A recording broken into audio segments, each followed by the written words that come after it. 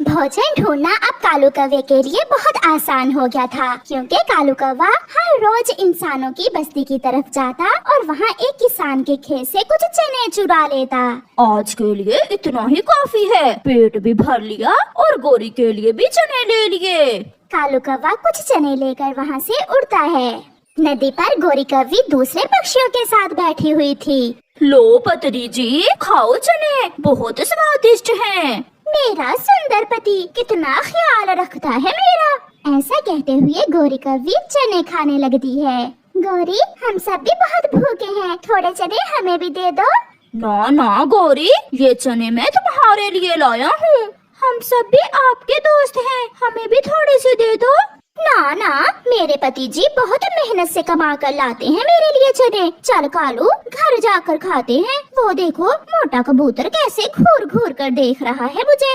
फिर गोरी और कालू चने उठाकर वहाँ से चले जाते हैं। न जाने ये कालू चने कहाँ से ले आता है। मुझे तो पूरे जंगल में कहीं भी चनों का पौधा नजर नहीं आता। दूसरे दिन गोरी कालू से कहती है, पति जी, आज मैं भी आपके साथ जाऊंगी किसान के खेत में। मगर ध्यान रखना, अगर किसान ने पकड़ लिया तो बहुत मारेगा। गोरी कौवी और कालू किसान के खेत की तरफ जाते हैं। न जाने मेरे चने की फसल दिन ब दिन कम क्यों होती जा रही है। शायद कोई चोर मेरी फसल चुरा रहा है। कौवा और कौवी भी खेत से थोड़ी दूर आकर एक पेड़ पर छुपकर बैठ जाते हैं। अभी किसान खेत में है, हमें किसान के जाने का इंतजार करना होगा। ऐसे वो वहाँ बैठकर किसान के जाने का इंतजार करते हैं। थोड़ी देर बाद किसान अपनी बैलगाड़ी जोतकर अपने घर चला जाता है। चला गया कालू जी, किसान चला गया। फिर वो दोनों किसान के खेत में जाकर खूब जी भर के चने खाते हैं। पति जी, क्यों ना मैं थोड़े से चने अपनी माँ के लिए भी ले जाऊं। मेरी माँ को चने बहुत पसंद है। गोरी, चने तो मेरे मामा जी को भी बहुत पसंद है। मैं अपने मामा जी के लिए भी कुछ चने ले लेता हूँ। गोरी अपनी माँ के लिए और कालू अपने मामा जी के लिए चने लेकर वहाँ से उड़ जाते हैं। माँ, मेरे पति जी की अपनी फसल है चनों की, बहुत मेहनती हो गया है अब कालू। छोटी, तुम भी खाओ, चने बहुत स्वादिष्ट हैं। मेरी बेटी बहुत भाग्यशाली है जो कालू से शादी हुई मेरी बेटी की। मैं सबको बताऊंगी कि मेरे जीजा जी बहुत अच्छे हैं, उनकी अपनी फसल है चनों की। दूसरी तरफ कालू कौवा भी अपने मामा जी के पास बैठा गप्पे लगा रहा था।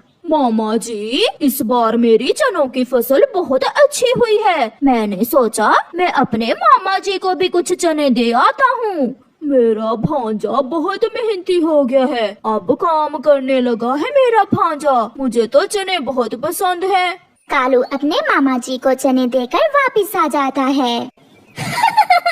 मैंने माँ जी से कहा कि मेरा पति अब मेहनती हो गया है, हमने अपनी चनों की फसल उगाई है। माँ बहुत खुश हुई ये सुनकर। और मेरे मामा जी भी बहुत खुश हुए। मैंने भी यही झूठ बोला अपने मामा जी से। तो क्या तुमने भी मामा जी से यही कहा? हाँ। फिर वो दोनों हंसने लग जाते हैं।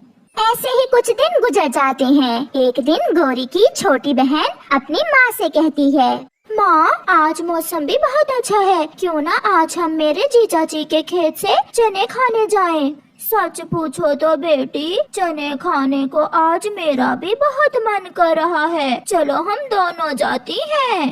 कालू की सास और साली वहाँ से उड़ती हैं। बहुत दिन बीत गए, कालू नहीं आया, ना ही दोबारा चने देकर गया। क्यों ना आज मैं अपने भांजे से मिल आऊं और थोड़े चने भी खाऊं। ऐसे सोचते हुए कालू का मामा भी अपने घोंसले से निकलता है। मामा जी आप? माँ जी और छोटी, आप बिना बताए ही आज हम जीजा जी के खेत से चने खाने आए हैं। क्या? मैं भी अपने भांजे के खेत से चने खाने आया हूँ। ये सुनकर गोरी और कालू थोड़ा परेशान हो जाते हैं। चलो चलो भांजे, मुझे बहुत भूख लगी है। करते भी तो क्या करते, गोरी और कालू ने बड़े बड़े झूठ जो बोल रखे थे, इसलिए वो सारे मेहमानों को साथ लेकर किसान के खेत की तरफ उड़ते हैं। वाह, मेरे भांजे का चनों का खेत तो बहुत अच्छा है। लगता है ये कौवे इकट्ठे होकर मेरी फसल खराब करते हैं। आज तो मैं इन्हें मजा चखाऊंगा। किसान भी छुप कर बैठ जाता है। कालू कौवा इधर उधर देखता है। किसान को कहीं भी ना देखकर कालू कौवा कहता है, सब चलो और मेरे खेत से चने खाकर बताओ कि कैसे हैं। ऐसे वो सब खेत में चले जाते हैं। कालू की साली तो बहुत खुश थी। वो एक चना खाती, दो तोड़ कर फेंक देती। माँ, आसपास के सारे पक्षियों को जाकर बता देना कि अब हम बहुत अमीर हो गए हैं, हमारे अपने खेत हैं। क्यों नहीं बेटी, मैं सबको बता दूंगी। आहिस्ता से चुपके चुपके किसान एक बड़ा डंडा लेकर निकलता है। वो चुपके चुपके दबे पांव जाता है और झाड़ियों के पीछे से निकलकर भागता है। सब उड़ जाते हैं। वो सब एक पेड़ पर बैठ जाते हैं, मगर कालू कौवा पकड़ा जाता है। किसान कालू कौवे की पिटाई करने लगता है। हाय, मैं मर गया, मुझे बचाओ। और खाओ मेरे चने, और खाओ। दीदी, ये क्या हो रहा है? ये किसान जीजा जी को क्यों मार रहा है? मेरे भांजे, मुझे माफ करना। किसान का डंडा बहुत बड़ा है, मैं तुम्हारी मदद नहीं कर सकता। ऐसे कहता हुआ कालू कौवे का मामा वहाँ से भाग जाता है। किसान जी, आहिस्ता मारे मेरे पति जी को, मेरे पति जी की पूंछ टूट जाएगी। पूंछ तो मैं तोड़ूंगा इसकी आज।